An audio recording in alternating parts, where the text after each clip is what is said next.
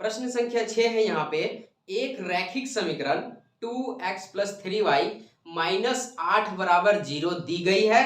दो चरों में एक और ऐसी रैखिक समीकरण लिखिए ताकि प्राप्त युग्म का ज्यामितीय निरूपण जैसा कि प्रतिच्छेद करती हुई रेखाएं, समांतर रेखाएं हो, समपाती रेखाएं हो। मतलब ये एक समीकरण हमारे पास दे रखे हैं और उसी के बेसिस पे, उसी के माध्यम से 3 और समीकरण हमें निकालने हैं। और इस कदर वह समीकरण होना चाहिए कि पहला में रेखाएं सम प्रतिच्छेद करती हो, दूसरा में रेखाएं समांतर हो और तीसरा में रेखाएं समपाती हो। ये अपने दिमाग से बनाना है। सुनिए, ये अपने दिमाग से बनाना है। कॉपी पेन का इस्तेमाल तो करना ही है, लेकिन दिमाग यूज करना है। और ये कॉन्सेप्ट आपको तभी समझ में आएगा जब चार्ट आपको याद होगा पूरा का पूरा। जब a1/a2 b1/b2 बराबर नहीं रहता है c1/c2 के, कोई भी बराबर नहीं रहता है तो क्या कहते हैं, सब बराबर रहता है तो क्या कहते हैं, और दो बराबर रहते हैं एक बराबर नहीं रहता तो क्या कहते हैं। ये अगर टेबल आपको याद है भैया तो सब कुछ क्लियर हो जाएगा। अभी आप टेबल एक बार देख लीजिए, आपके स्क्रीन में शो कर रहा होगा। इस टेबल को आप फिर से एक बार याद कर लीजिए, क्योंकि इससे प्रश्न फंसेंगे ही फंसेंगे एग्जाम में भैया। चलिए टेबल को आप आराम से देख लीजिए बढ़िया से। अब हम आइए क्वेश्चंस के ऊपर चलते हैं। तो यहाँ पे देखिए, टेबल आप अच्छे से देख लिए। अब क्वेश्चंस को देखिए। यहाँ पे एक समीकरण, रैखिक समीकरण दे रखे हैं और वो क्या है भैया, 2x + 3y - 8 = 0। ये समीकरण ना दे रखे हैं और इसी के माध्यम से सारे समीकरण निकालने हैं। अब देखिए, यहाँ पर आपको यह ध्यान देना है कि प्रतिच्छेद करती हुई रेखाओं के लिए एक समीकरण देना है और एक समीकरण दिया हुआ है, दूसरा समीकरण आपको खुद से देना है। तो आइए हम यहाँ पर इसका सॉल्व करते हैं। यहाँ पे पहला का हम सॉल्व करेंगे तो लिख देंगे पहला और लिखेंगे प्रतिच्छेद करती हुई रेखाओं के लिए समीकरण।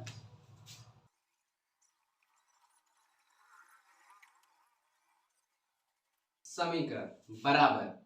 अब सुनिए, यहाँ पर आपको दिमाग लिए ये लगाना है कि रेखाएं प्रतिच्छेद कब होती है, जब ना ही a1/a2 बराबर होता है b1/b2 के और ना ही b1/b2 बराबर होता है c1/c2 के।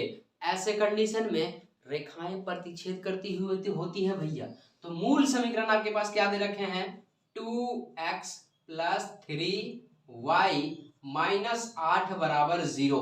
ओके, अब यहाँ पर आप देख सकते हैं हम क्या करेंगे, दिमाग में क्या चल रहा है, प्रतिच्छेद करती हुई रेखाएं। और प्रतिच्छेद कब होता है, जब कोई सा भी बराबर नहीं होता है भैया।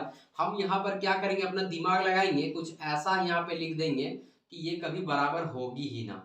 यहाँ पे हम लिख देते हैं 2y, यहाँ पे -7 लिख देते हैं और बराबर में 0 लिख देते हैं। अब हमें बताइए, a1/a2 = b1/b2 हो गया क्या? a1 कितना 2, b1 कितना 3, a2 कितना 3, b2 कितना हो जाएगा 2।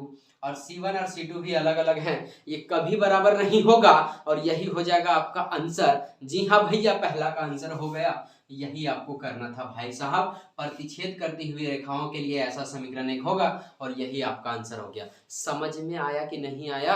एक लाइक जरूर करिएगा समझ में आ रहा होगा तो। और अगर आपको अच्छा लग रहा होगा तो चैनल पे नए होंगे सब्सक्राइब कर लीजिए। अच्छा एक चीज़ और, जो भी चैनल पे नए हैं ना और इस वीडियो को देख रहे हैं, इससे पहले वाले वीडियोज़ को नहीं देखे हैं, तो हो सकता है कि आपको समझ में प्रॉपरली ना आए, इसलिए उन वीडियोज़ को भी जरूर देखें जो हमने पीछे पढ़ा रखे हैं। अब हम चलते हैं दूसरे पॉइंट पे। यहाँ पर दूसरा पॉइंट है, रेखाएं कैसी होनी चाहिए, समांतर होनी चाहिए। टेबल के अनुसार रेखाएं तभी समांतर होती हैं जब a1/a2 बराबर होता है b1/b2 के और c1/c2 बराबर नहीं होती है। चलिए, तो वही कंडीशन यहाँ पे अप्लाई करना है। यहाँ हम दूसरा का सॉल्यूशन देंगे तो यहाँ हम लिखेंगे ये समांतर रेखाओं के लिए समीकरण।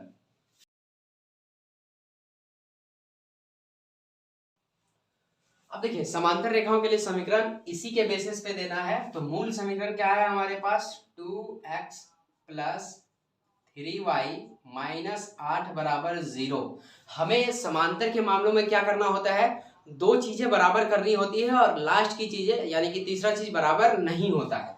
तो यहाँ पर 2x है ना, तो यहाँ हम कर देते हैं 4x और यहाँ पे प्लस हम कर देते हैं 6y और इसको बराबर नहीं रखना है तो यहाँ पर हम रख देते हैं 10।